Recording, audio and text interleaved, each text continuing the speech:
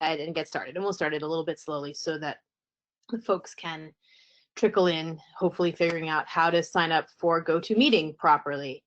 We had one question already in the chat box, and that was, will the presentation be available? And so a little bit of housekeeping. We will make the webinar available. It's being recorded.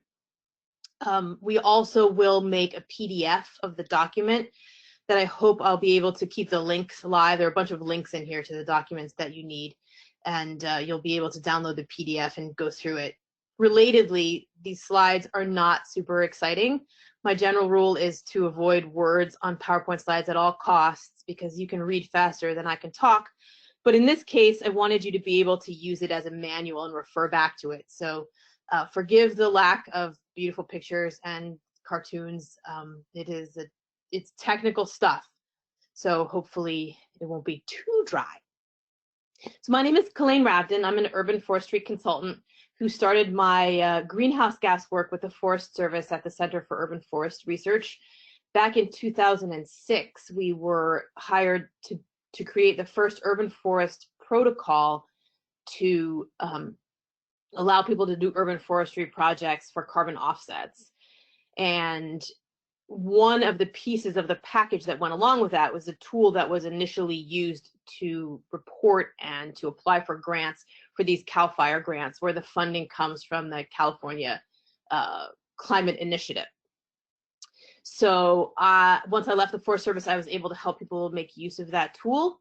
That tool is kind of a nightmare, and we'll talk a little bit about what was wrong with it in the future. But then Nancy Hughes and I at the California Urban Forest Council worked together to come up with a new tool that we then presented to ARB, who oversees the overarching methodology here. And they accepted that tool for use, and that's the one that we're going to talk about today. So that's, I guess, what gives me standing to talk to help you work your way through this. So let's just dive right in. Whoops, hang on, I got to figure out. So a quick overview of what we're going to talk about today. Oh, let me say one more thing. We have muted everyone except for me, and I think we have to keep muting them as they join, Deb. So to cut down on all of that excess and sometimes embarrassing noise that happens. I'm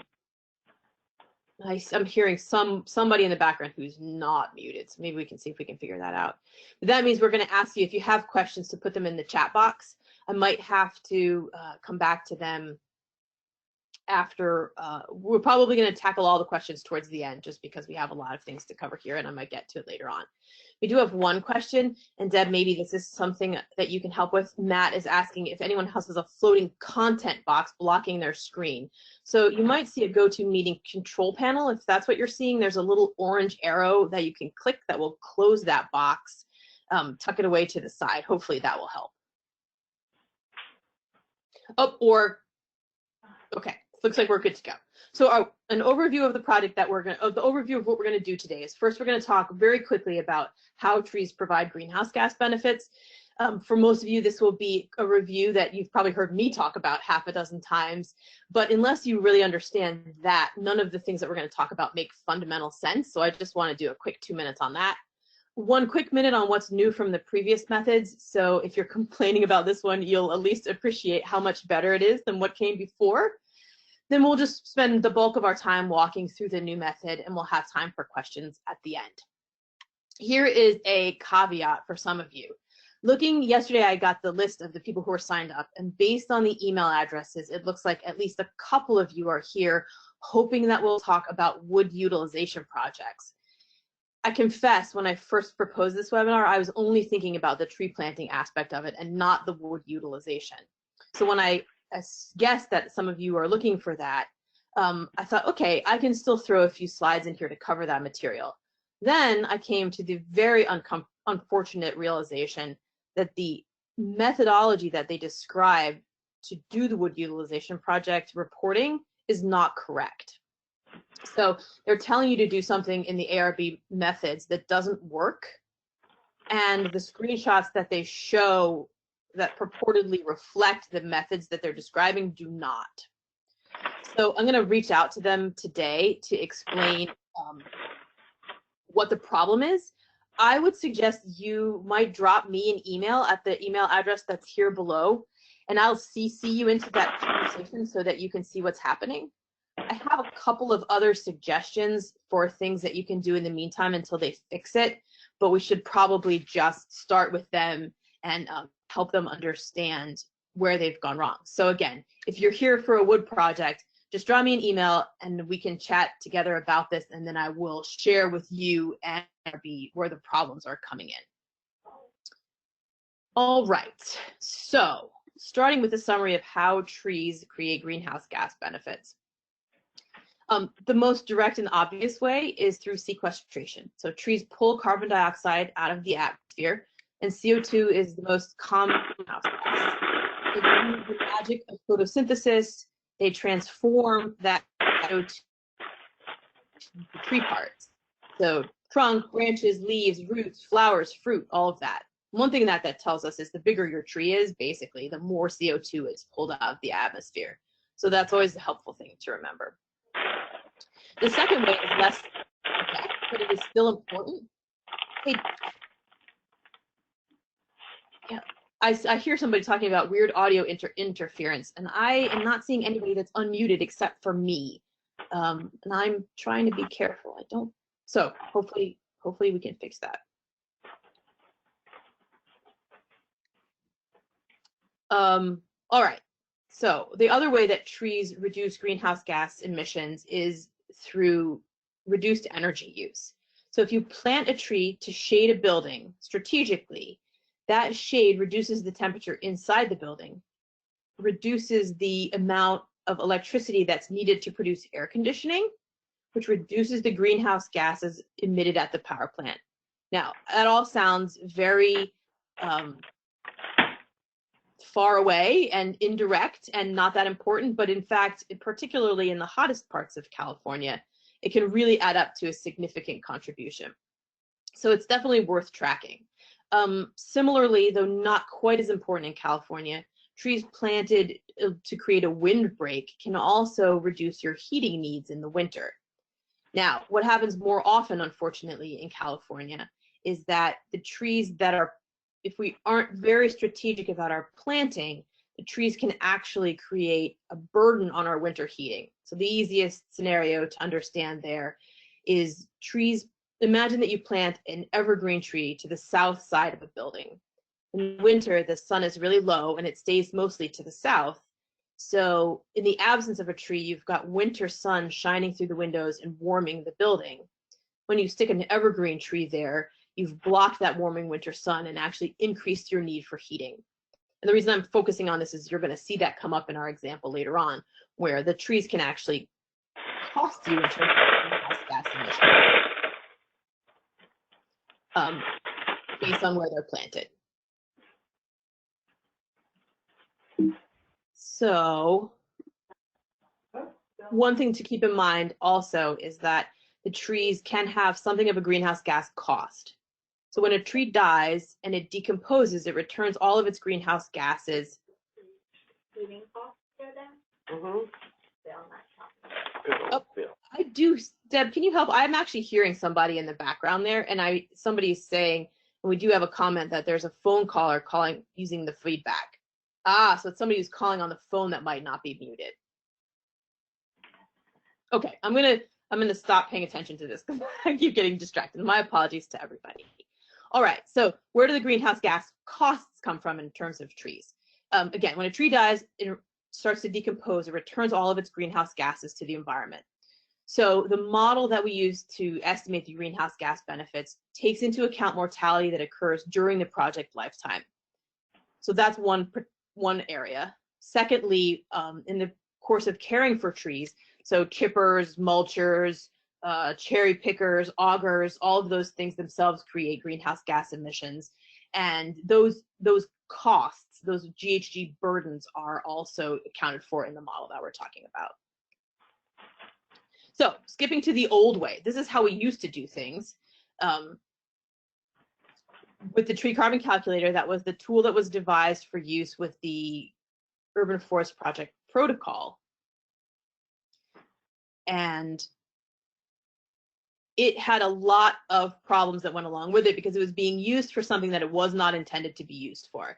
So one big thing it couldn't do was predict benefits into the future. It did things on a 1-year interval. So if you wanted to predict your energy benefit, greenhouse gas benefits into the future, you had to run it 1 year at a time, copy and paste the results into another spreadsheet, and then sum them up together. If you had a lot of projects going at the same time, like I was helping maybe 50 clients do their projects, then I've spent days at a time working through this thing. It also was built on an Excel, on an Excel platform that is now 15 years old, and it was really starting to decay. It was filled with bugs, and it had many challenges.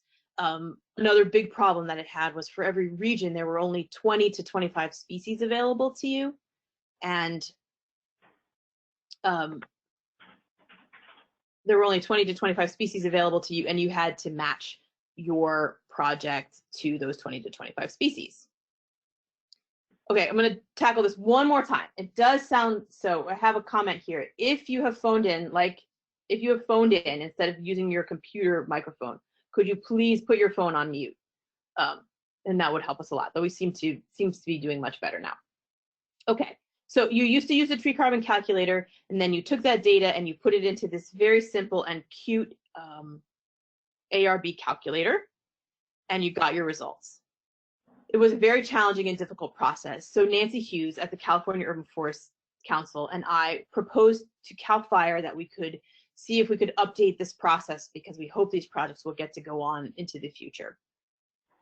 So we were lucky, we were awarded that grant, and we ended up working with Davey, and the Davey Institute in particular, and what we devised was a new tool that is a part of the iTree suite, which many of you are probably already familiar with. And so that's the process that we're going to talk about today. So ARB is the California Air Resources Board is the organization that is in charge of all of the projects that are funded with California Climate Initiative funding. So all these CAL FIRE grants fall under that umbrella. They're funded with basically the money from the cap and trade program.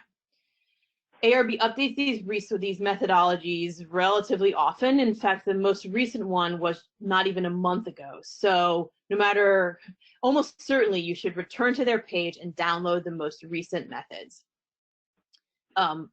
This is what the page looks like. There is the website at the bottom, which again, I'm hoping to be able to provide you as a live link. When you go to this page, there's like 1,000 things on it. So you have to scroll about 2/3 of the way down to the natural resources section. And then you got to scroll way down inside the natural resources section till you find the ones that are related to the California Department of Forestry and Fire Protection, which is CAL FIRE. And you want this set here, the Urban and Community Forestry Program Quantification Methods and the Calculator tool. You also want the user guide, which unfortunately is not in this exact spot, and it's only cited somewhere deep in the quantification methods and somewhere on the calculator tool. But here's the link to it. The user guide is a much easier process than trying to follow the quantification methods. So those are the 3 pieces that you want to get started. You also want iTree planting, and we'll get to that in a second. So the process overview that you're going to go through is you need to start with a list of trees.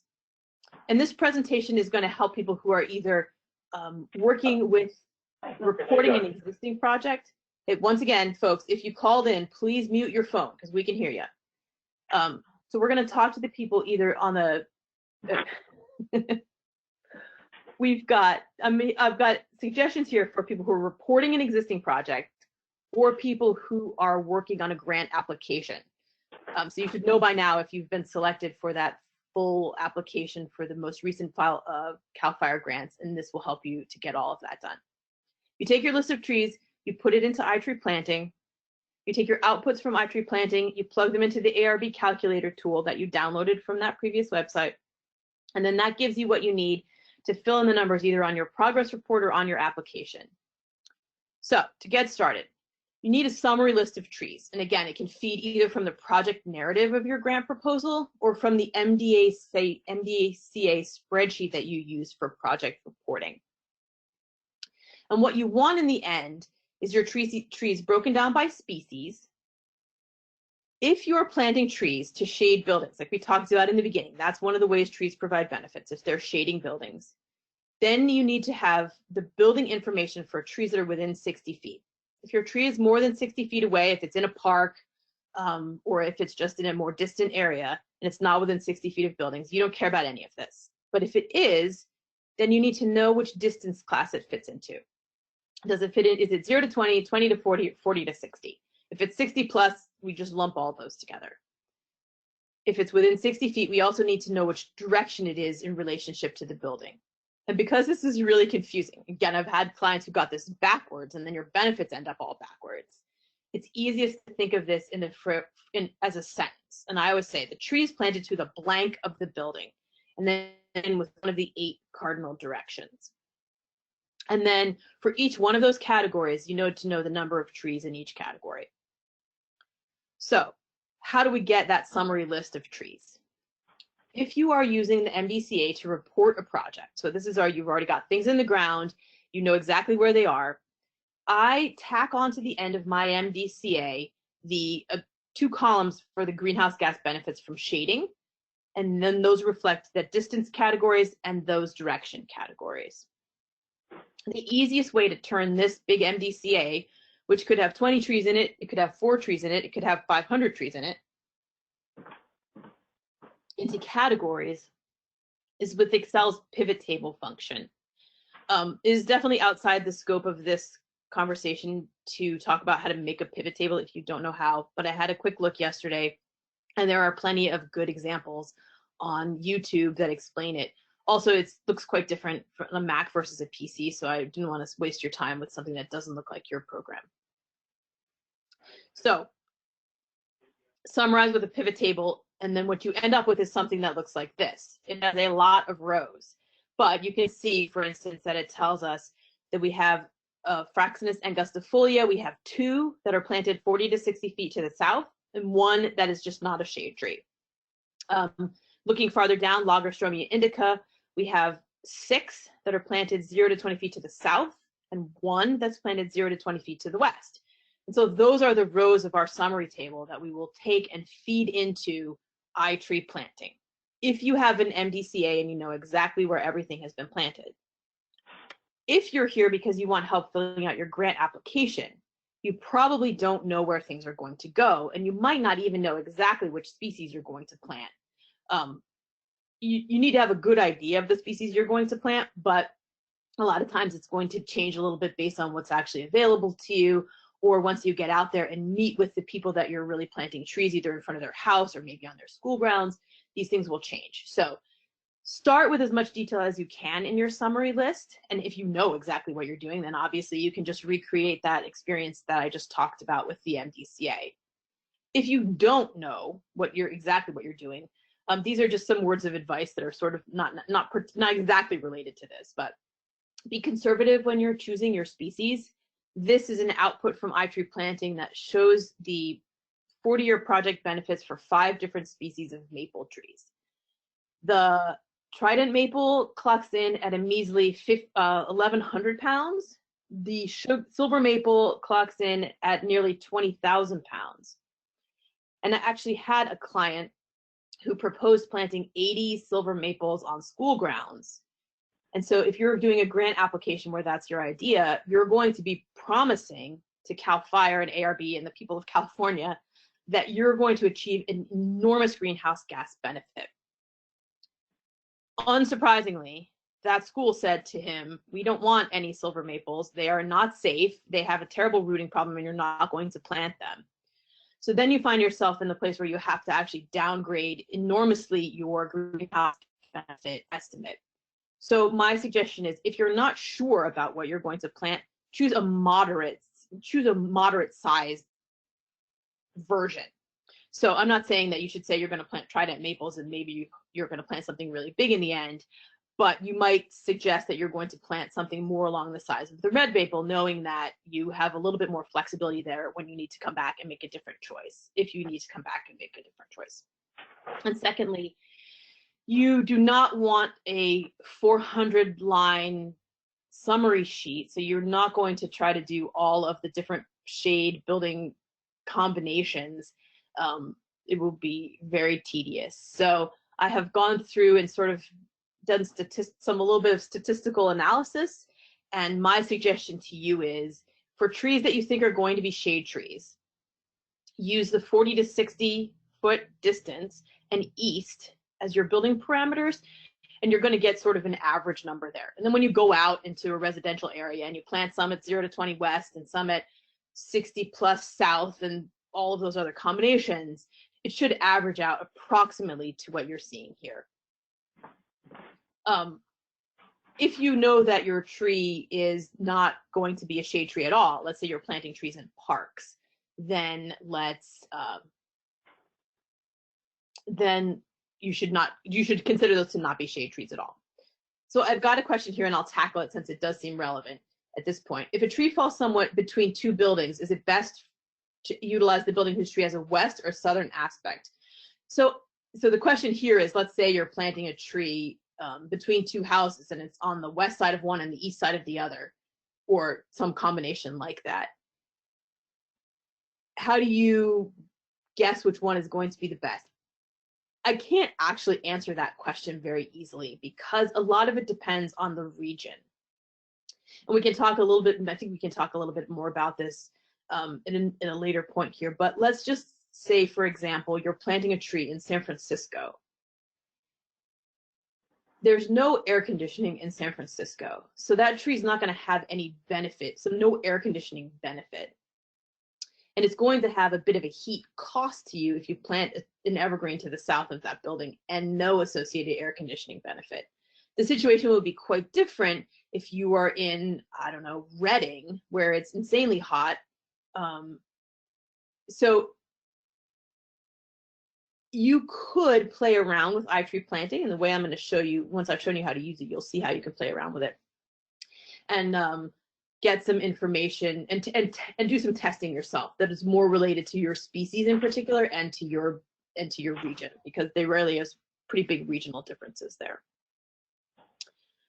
Okay, so you have your summary list of species that you either got from the MDCA or from your grant narrative, and you're going to take that summary list and you're going to put it into iTree planting.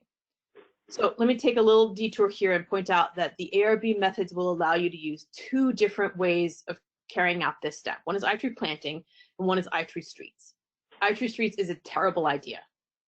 It is a tool that is barely supported by the iTree team anymore. It has not been updated in, I don't know, 10 years. And it's very hard to use. So I'm not even going to waste your time talking about it because you definitely don't want to do it. iTree planting is your route here. There's the website at the bottom. You're going to click on Get Started, and the first page that you come to looks like this, where you enter your location information. You've got to do it in order because they are autofill. The drop downs are autofill. So once you choose California, it's going to give you a choice of counties, and once you choose your county, it's going to give you a choice of cities in that county. So throughout this presentation, there are a couple of hints. Here, one of them is if you're planting in a number of adjacent cities, do not do this for a different round for every city. Just pick the city that's either the most common, like if most of your trees are getting planted in that city, or pick the one that seems the most representative, or pick the one that's in the middle. If you're planting trees for some reason in Fresno and LA and Chico, then maybe you need to actually run the program a couple of different times because your benefits are going to be so different and your species lists are going to be so different from Fresno to LA. But if you're planting trees in Sacramento and Elk Grove and Roseville, then just choose one of those and go forward with that one. That's not going to make that much of a difference. So you click next and you come to the parameters page. There's the electricity emissions factor, which ARB gives us, which is 227.9 this year.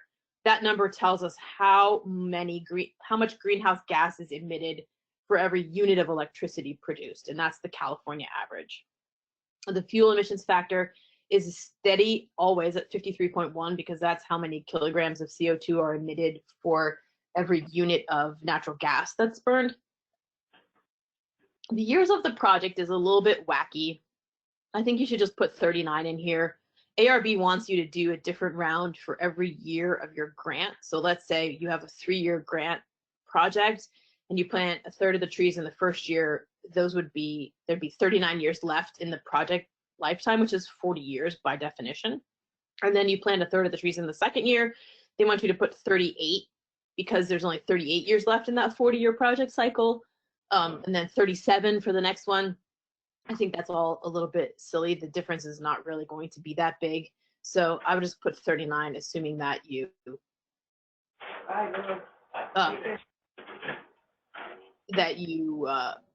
just put 39.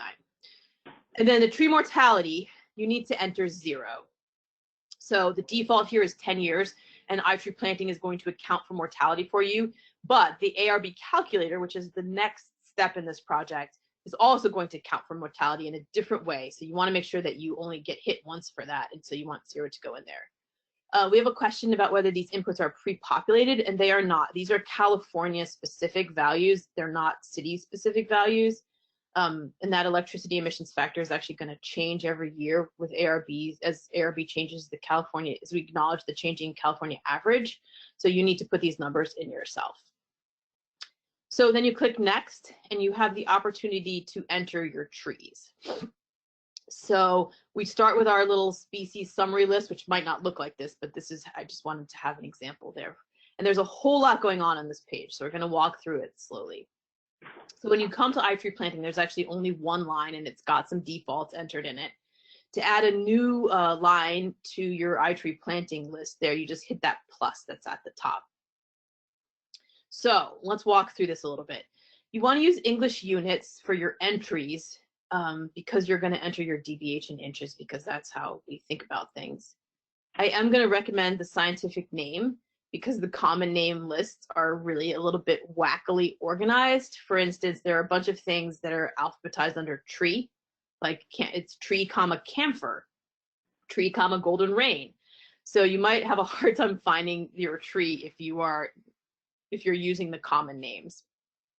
And of course, there's all the associated problems with common names anyway, but it is a little bit funny to look at the list.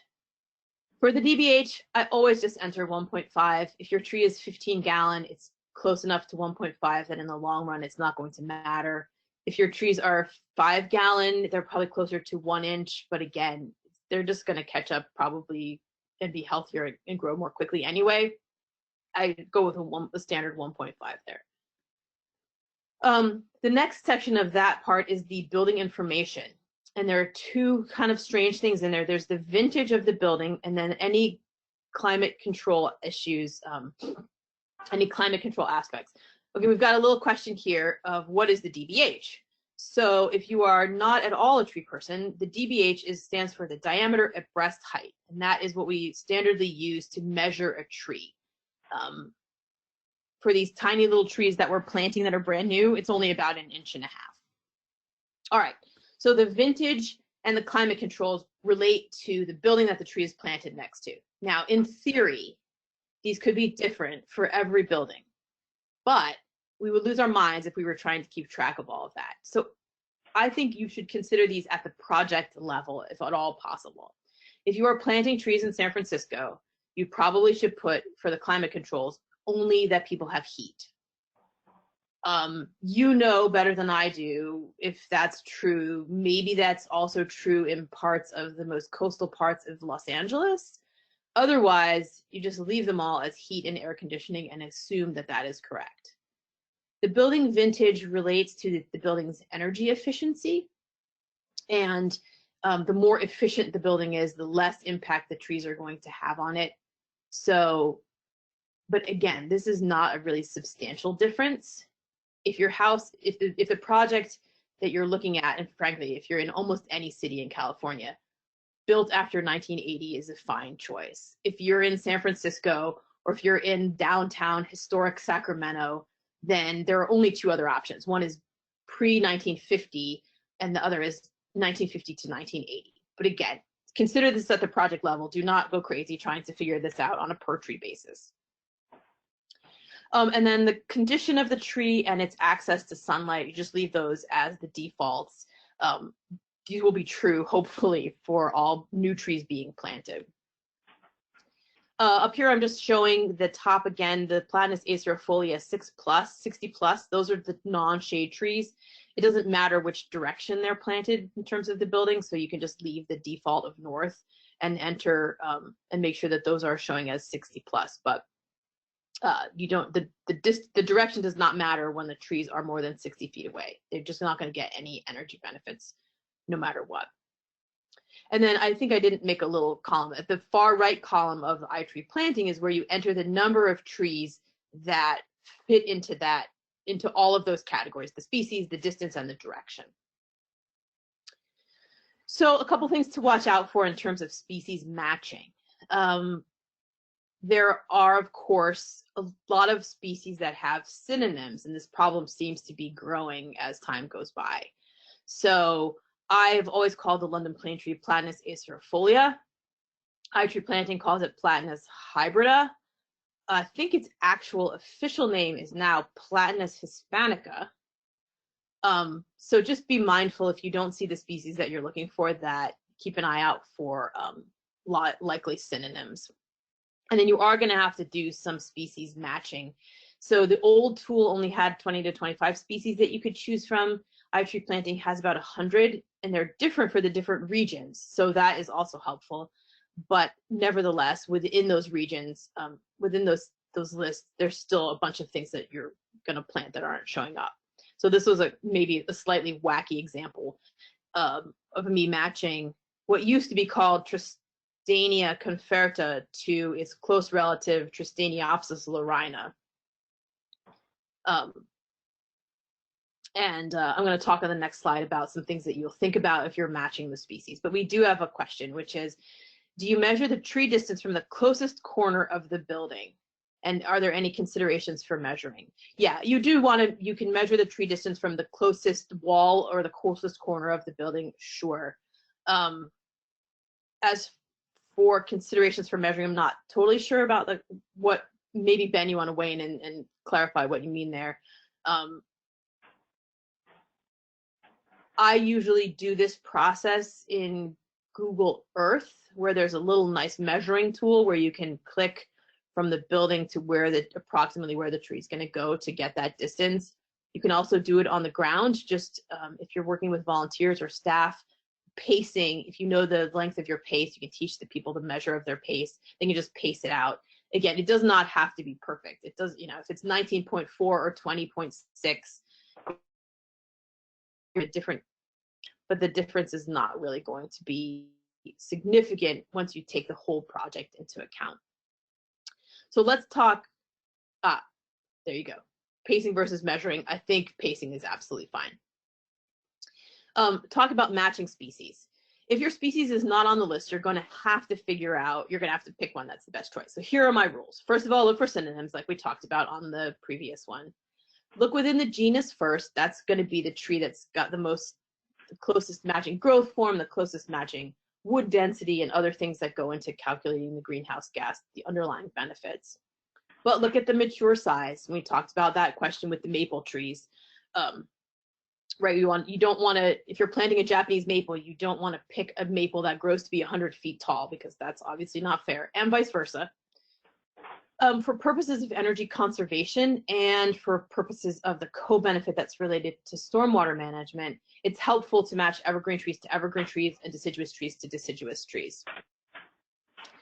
As a general rule, don't choose the species option. So here on the right, I'm showing the drop-down list for Sacramento, I think. And you can see there are 9 different oaks on that list.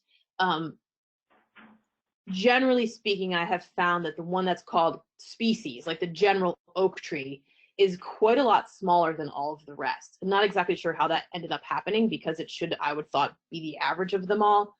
But it could be that sometimes shrub species of the same genus are being calculated inside of that average. So just don't choose the species option. Select tree is where I turn for my information. If I know I need to plant, if my tree is not on the list, at select tree, it will tell me if it has synonyms that I didn't think to look for, and then it will let me show all the trees of that genus. So I can have a look through the genus at something else that might be relevant. Otherwise, I just start digging around for other trees that would be a good match. So here's a quick little table with some examples. So let's say you're going to plant Quercus virginiana, the southern live oak. The red oak would not be such a good match because it is a deciduous tree rather than an evergreen oak. So you would choose perhaps instead the California live oak, the Quercus agrifolia. We've talked about these maples. If you're planting the Japanese maple, do not give yourself the boost of choosing a very big maple. You might have to look outside of the genus for something that's a reasonable choice. And so here I've just suggested another smallish sort of delicate tree. And again, if you're planting the California, I can never remember which one of these is which, the California Southern walnut, do not choose the general walnut choice, but choose the California Northern walnut as your match. Hopefully this doesn't come up very often. I think they've done a really good job of building out these lists. If we were to find some more funding, and I think there's some CAL FIRE people on this call, if we were to find some more funding, I'd love to add more species to that list, to those lists. And I think we could really do a good job because I lost my train of thought there. We could do a good job because now we've seen what's getting planted in the different cities. And so I'll see often that the same species comes up over and over again that's being planted, say, in Los Angeles, and it's not on the Los Angeles list.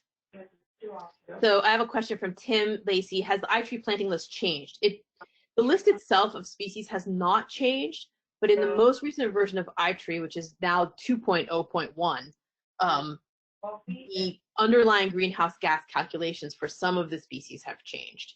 So again, I've got somebody on the phone who is not muted, or somebody on the call that's not muted, so we can hear your conversation. Yeah, so some of the greenhouse gas calculations have changed recently. So there used to be a couple of super quirky ones, like the Chinese pistache in some parts of California was showing up with wildly high greenhouse gas benefits. Also the Australian willow.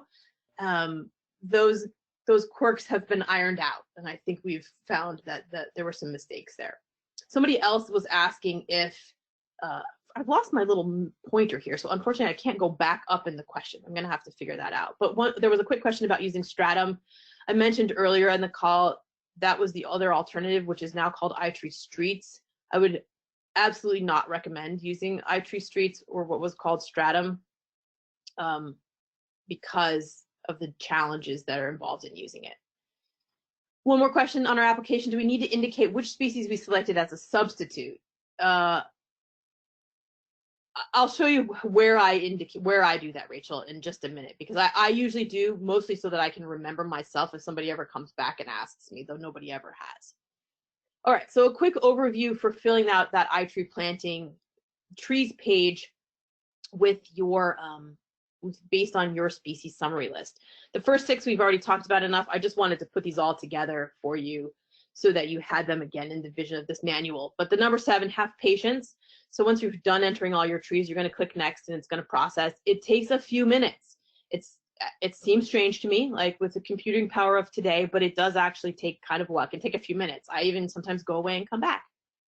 So don't think that it's not working. If it's not working, you'll know right away. Second, be sure to save your project. It's up there. I'm showing it here in the example. It's up there under project, save, because it's easy to make a mistake, and it's really nice to be able to just reload that project back on the very first page and not have to, oh, excuse me, not on the back, but right there in that same drop-down menu, there's the option to load a project.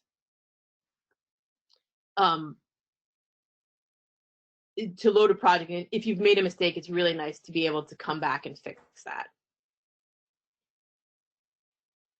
And finally, don't wait until the last day. So one advantage to the iTree planting program that it has over Streets is that it's a web-based program, which means it doesn't care if you have a Mac or a PC. It's easier for them to update, but it does make it quirky. It makes it buggy. And the iTree team has been super fantastic at being responsive when there have been problems, but it takes them a time to fix a bug if a bug comes up. So don't wait till the last day. They've always fixed the bugs for me within 1 business day, but don't leave yourself so that you only have 1 business day and it can't get fixed. We have a quick question from Raymond, and they're using Stratum for the proxy selection. Do you like the Stratum list for this purpose?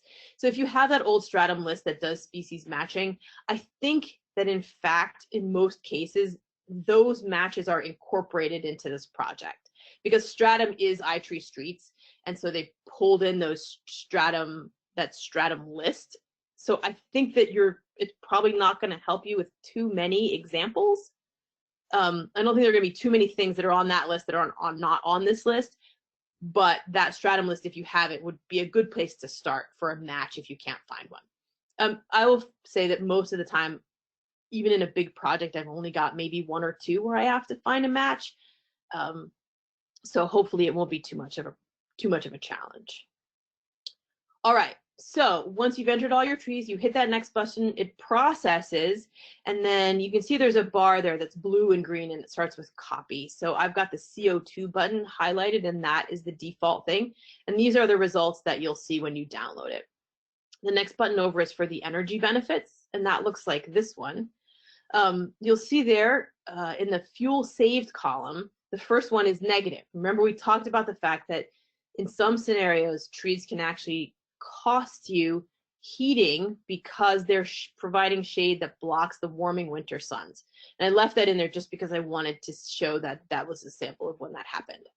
And then similarly, in the third row there, the London plane tree that's showing 0 electricity saved and 0 fuel saved, those are the trees planted more than 60 feet away, and they have no energy conservation benefits like we expected. So I don't actually spend very much time looking at this. My first step is always just to really click on that export button. And what you get is something that looks like this. Now I need to apologize. This is not the same example. Like this is a different set of species. This is a different set of species because there's a bug. There was a bug when I was putting together this presentation and I couldn't get it to run. So I had to go back and pull some information out of a previous project. So that is where the disconnect comes in here from the inputs and the outputs. Let me tackle this quick question here from Nick Harvey for the wood utilization grants. There's a component for tree planting. Do you also include the GHG savings from tree planting info into the grant application or not? So if you're doing an urban wood utilization program, this I can answer. For the trees that you're planting, you can follow this exact process that I'm showing you, and that part you can do, and that part you must do. And I'll show you where those numbers go. The problem is that we can't use the rest of the method to pull in that piece about wood utilization. So you definitely can follow along for your tree planting part of your project. This is this scenario you need to carry forward with. Okay, so here's your iTree planting export that's downloaded straight to your computer. So the first thing that I do is I add a column to the right of those tree group characteristics, and I enter the number of trees. So this is really frustrating. I'm sorry, I really don't know why I can't get my little cursor to appear. Hang on, I'm going to try one thing here quickly. There we go. Maybe this will make it. Hopefully you can see it now. So again, CAL FIRE, if we had a little bit more money, one of the things I would like is for the number of tree column to appear automatically. I'd also like a little tree counter when you're adding trees into iTree planting so that you knew you had the right number. So here is your number of trees that have that characteristic. So there are 2 scarlet oaks. I'm actually going to go back 1 slide. You can see up here what's actually in that box. There are 2 scarlet oaks, 1.5 inches in DBH, 0 to 20, southwest of the building. So in this box is the summary of all of the information that you entered into that line in iTree planting. And the first thing on that list is 2. I don't know why it's 2.0, but that's just the way it is. So I make that column, and then I look at that 2, and I type in a 2, and I type in a 3, and I type in a 13. And this is frustrating and annoying, but it's very helpful because then at the end, you can add a formula that sums all of those up, and you can make sure that you enter the right number of trees. So again, something I'd love to see get fixed, but maybe someday in the future. Make sure that it matches what you think it should match. So that once you have that export from iTree planting, you're ready to move to the next step, which is the ARB calculator that you downloaded from that web page, and that changes frequently. You'll see in its name, it actually has the date 01/28/20, so that you know that you're using the right one. The first page that you come to is here. It's the project info page. The green boxes need to be filled in by you, and this is just your project name and then the amount of money that you asked for and things like that. Here is actually the link to that user guide I mentioned that is otherwise barely referenced anywhere, if that's what you want there. So the thing we're going to actually focus on mostly here is the tree planting component, and ITP stands for iTree planting. This tree planting stands for iTree streets, and it's the one, again, that you don't want to use. For those wood use people who are on the call, the trees that you plant, you're going to add here, and then this wood products section is where you would actually account for the wood that's conserved, that doesn't decompose and return to the atmosphere when you take that tree and turn it into something exciting like a piece of furniture or a house. But again, that's the thing that we actually can't talk about here. So Tim is asking if we have a previous year's ARB forms for an older grant, do we continue to use that form or do we need to use this newer form? I'm going to let somebody from CAL FIRE who's on the call, if you are hearing this question, could you weigh in on how you want people to do this? Previously, we were told, I believe, that we could either use the method that was from the time our grant was approved, or we could always move to the newer method. And Jimmy is confirming you could use either form. So there you go.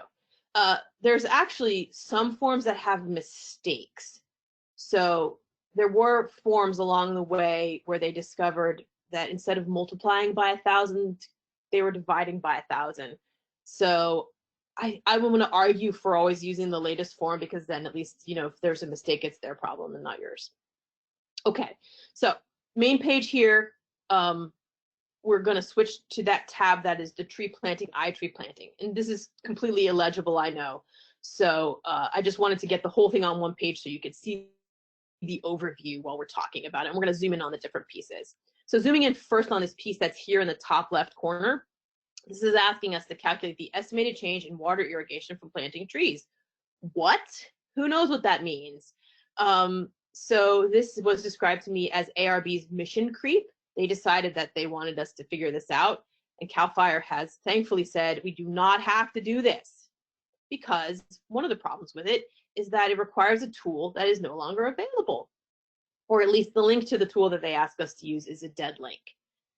If my frustration with ARB is leaking out into this call, it's real. I feel very frustrated with ARB. But John Melvin, our boss at CAL FIRE, says we do not have to do this section. Whew, yay. So moving on to this middle section, this is basically where you're going to cut and paste from your iTree planting download sheet into this one. And I've run into some people who've had some struggles here. So I've highlighted back on my example, the blue boxes are the ones that belong in the iTree planting sheet. And I'm going to show you, I've made some arrows here to line up which ones match together. So in most cases, they have the same name: group identifier, tree group characteristics. The quantity of trees is obviously straightforward. The only confusing one really in this section is the CO2 sequestered, which is what it's called in iTree planting, is the same as the carbon stored in the ARB calculator.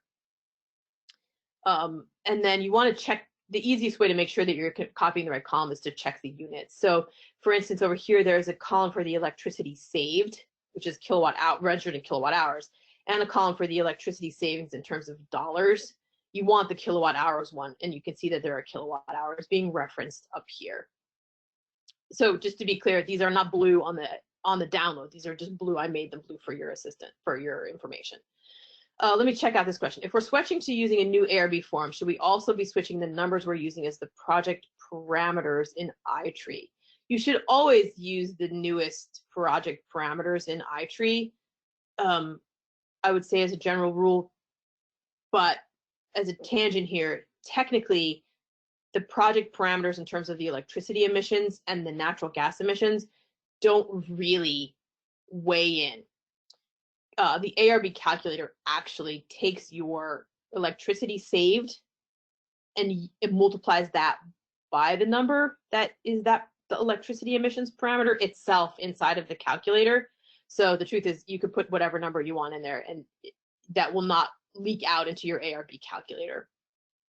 So I hope that is clear.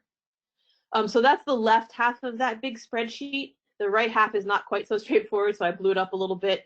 You're going to copy and paste the NO2 removed into this column, and the PM 2.5 removed.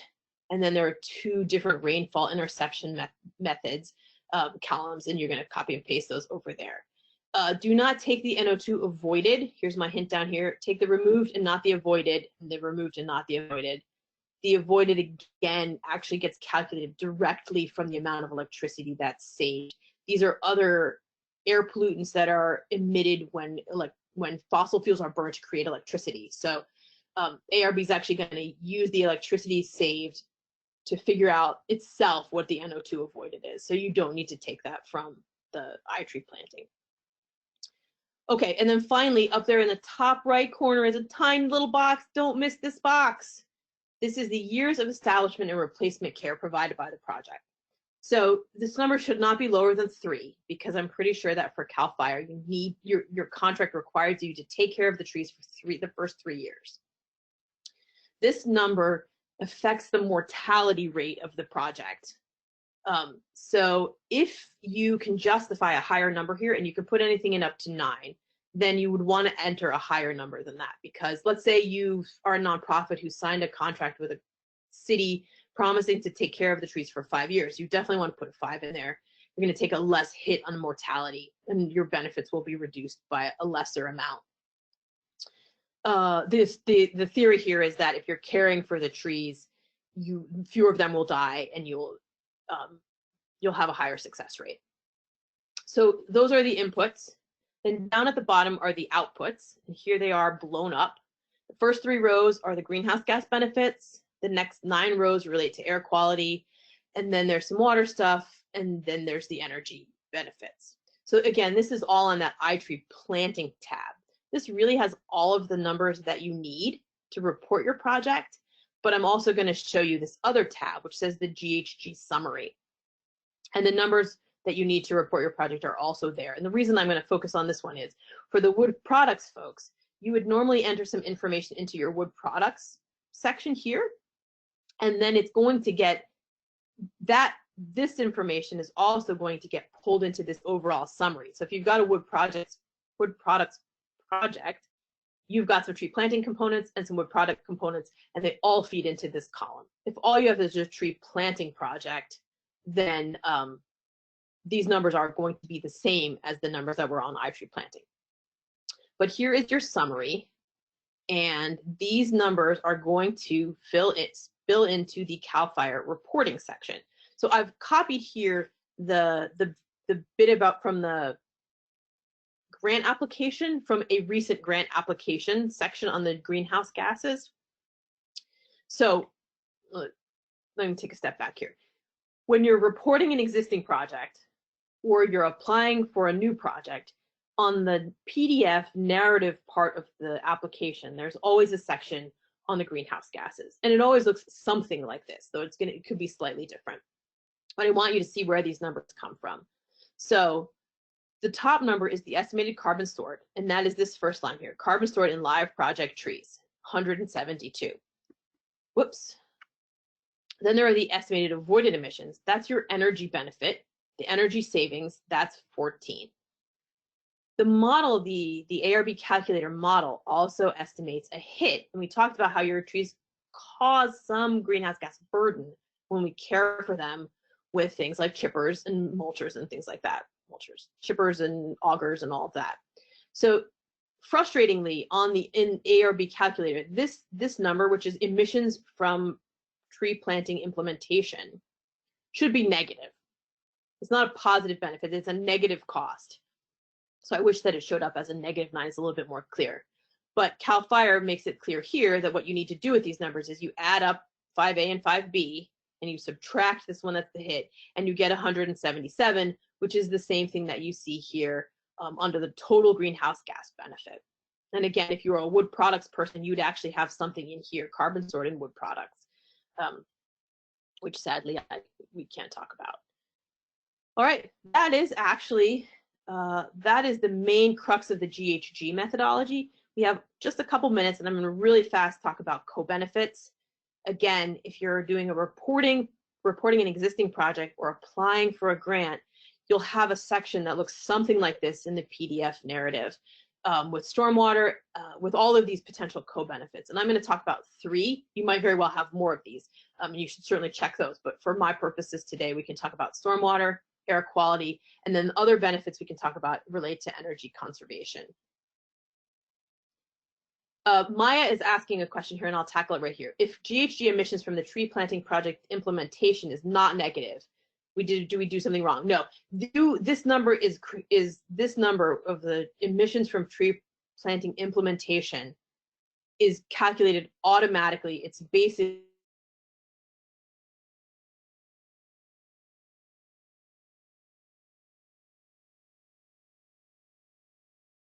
$72. They added 14 and they took something on the order of 3% of that.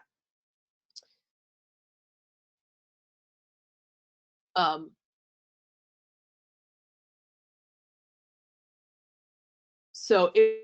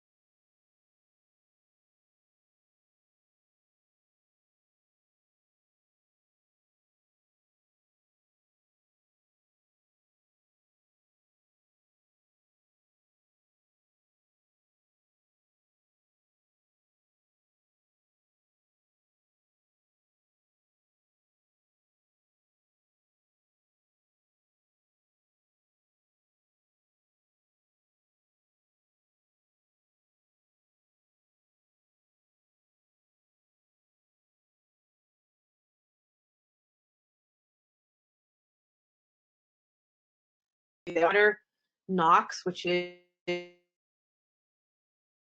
which we also call VCs, which are another component of SMRs, do account for mortality.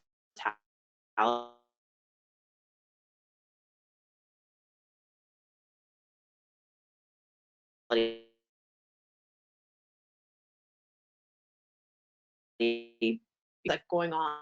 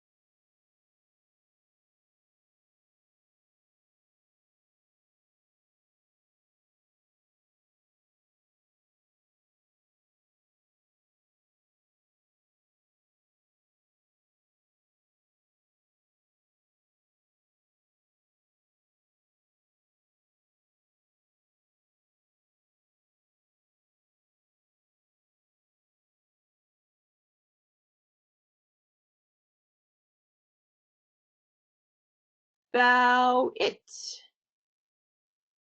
Anybody else? Thank you for bearing